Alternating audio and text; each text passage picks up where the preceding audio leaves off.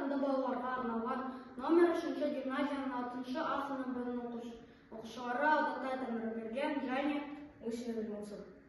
біз бүгін сендерге өте маңызды сұрақ қойғымыз келеді. Егер адам өз қолын пайдаланбаса, оның күнделікті өмірі қандай болар еді?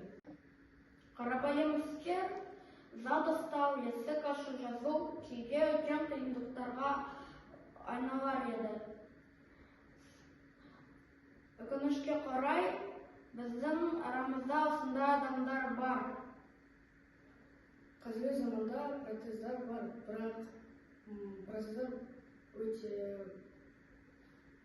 қымбат және қолжетімді емес.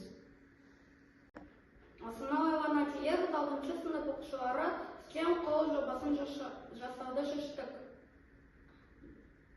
STEM бұл ғылым, технология, математика және инженерия.